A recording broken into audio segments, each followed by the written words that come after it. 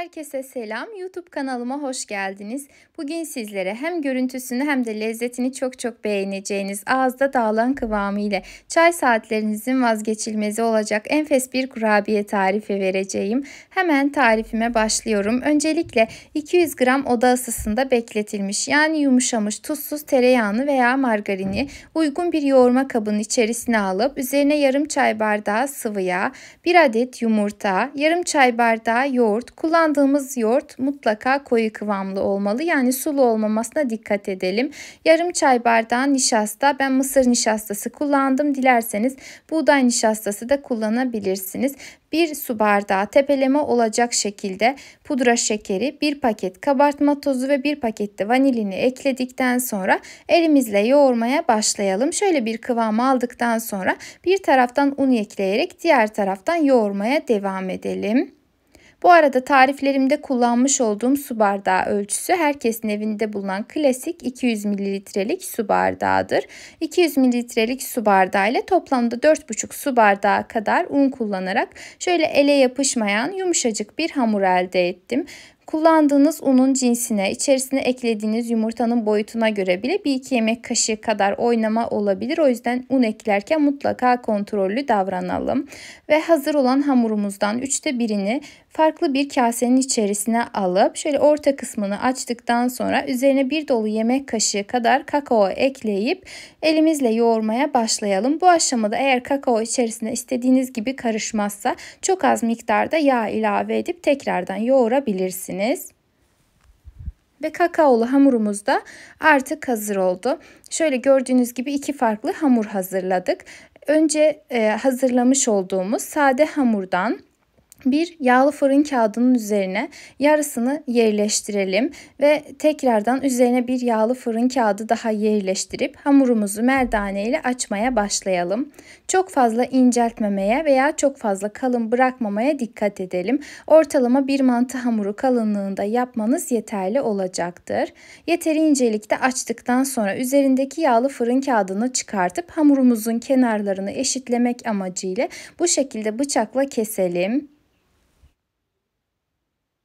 Bu arada eğer videomu buraya kadar izlediyseniz, beni her nerelerden takip ediyorsanız eğer, bulunduğunuz ili, ilçeyi veya ülkeyi yorum kısmında belirtirseniz çok sevinirim. Ve tarifimizle ilgili herhangi bir sorunuz, görüşünüz, öneriniz olursa onları da yorum kısmına yazabilirsiniz. Her zaman olduğu gibi kontrol edip cevaplamaya çalışacağım. Şimdiden değerli yorum ve beğenileriniz için hepinize çok teşekkür ediyorum.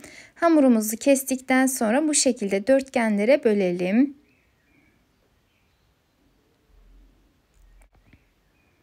Şimdi önceden hazırlamış olduğumuz kakaolu hamurdan küçük parçalar kopartıp elimizle yuvarladıktan sonra hamurumuzun baş kısmına yerleştirip bu şekilde rulo haline getirelim.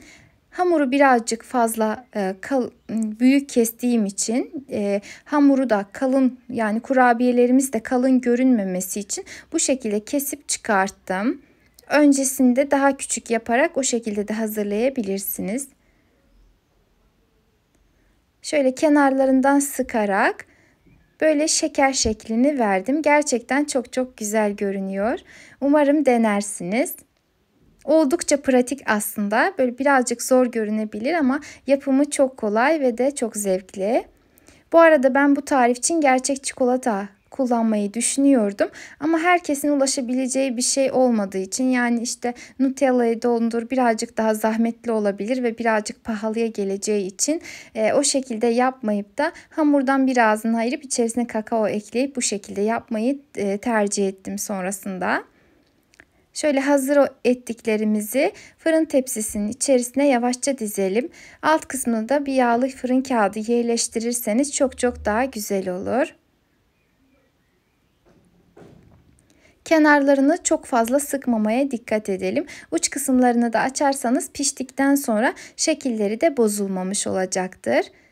Bir tepsi hazırladıktan sonra geriye kalan hamurumuzu da aynı şekilde hazırlamaya devam edelim. Şöyle yavaşça bükerseniz çok daha güzel olacaktır. Kenarlarını sıktıktan sonra bir tarafını hafif ileri, diğer tarafını ise geri olacak şekilde katlarsanız şekli çok daha güzel olur. Şöyle hemen hazırlayıp fırın tepsimin içerisine aldım. Toplamda 2 tepsi kadar kurabiye elde ettim. Tamamını hazırladıktan sonra önceden ısıtılmış 180 derece fırında pişmeye gönderelim. Pişme süresi fırından fırına değişebilmektedir. Ortalama süre 15-20 dakikadır. Üzerini çok fazla kızartmadan fırından alırsanız çok daha güzel olur. Fırından çıkan kurabiyelerimizin üzerine pudra şekeri serpiştirerek servis edebilirsiniz. Ve kurabiyelerimiz artık servise hazırlar. Şöyle gördüğünüz gibi çok minnoş bir şeyler oldu. Gerçekten hem görüntüsünü hem de lezzetini çok beğendim. Umarım sizler de denersiniz. Eğer denerseniz deneyecek olan arkadaşlara da fikir olmak amaçlı. Denedikten sonra deneyimlerinizi yorum kısmına yazmayı ihmal etmeyin. Bir sonraki videolu tariflerimden haberdar olmak isterseniz eğer kanalıma ücretsiz bir şekilde abone olarak bildirim zilini tüm olacak şekilde etkinleştirebilirsiniz. Hemen bir tanesini de kesip içerisinde sizlere göstermek istedim. Ağızda dağılan hamuruyla gerçekten nefis bir kurabiye oldu.